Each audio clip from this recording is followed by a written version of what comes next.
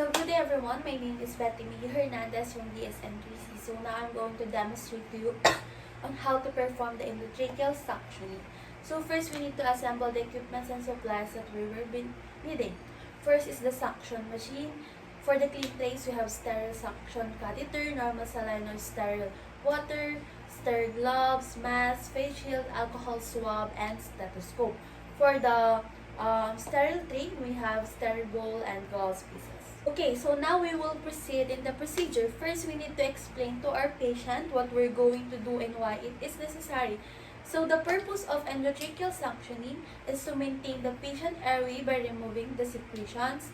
Second is to prevent of respiratory tract infection from lodgement of secretions. After that, we need to wash hands and observe other infection control procedure. So the rationale of this is to avoid the cross-contamination between the patient and the nurse or the nurse to the patient. Now we need to provide for client privacy. Close the curtain, close the doors in the room. Okay. After that procedure, we need to assess the baseline data and respiratory status of the patient.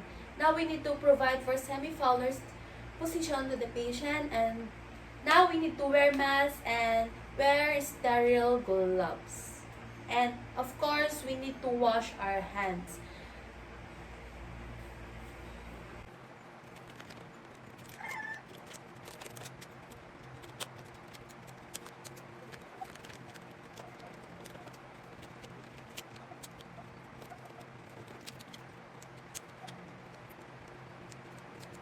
We need to wear our face masks.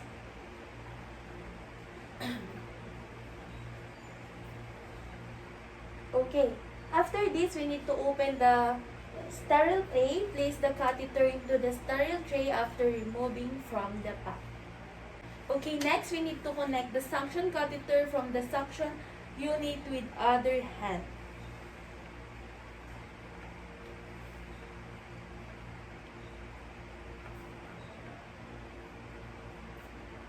Okay, so after that, note that disconnect the patient from the oxygen source, for example, ventilator, CPAP, or any oxygen devices.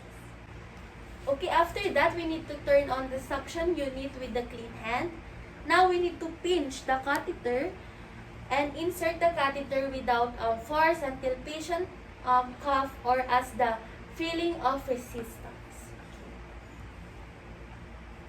Now, we need to apply the suction by releasing the pinch and withdraw the catheter by gently rotating movement. And then the time duration for suction should not be more than 10 seconds.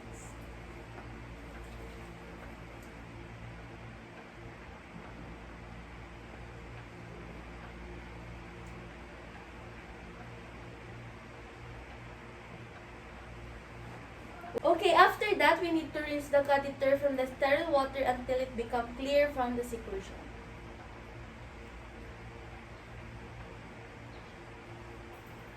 Okay, now we need to repeat the procedure as needed and provide the rest between the suction.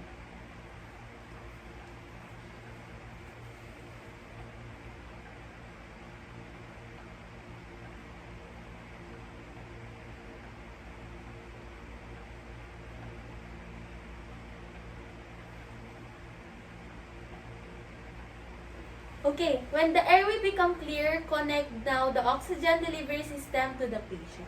Okay, when procedure is completed,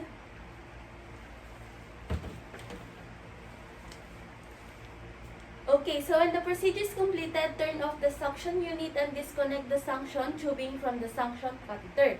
Now we need to remove our gloves and discard the catheter and gloves.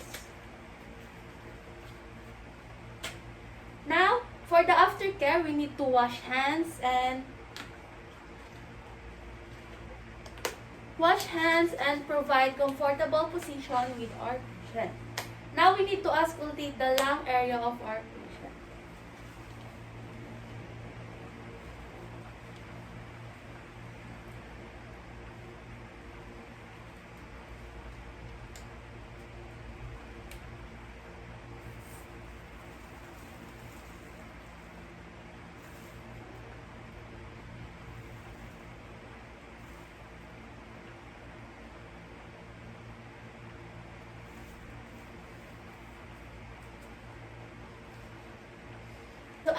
that, we will do the documentation.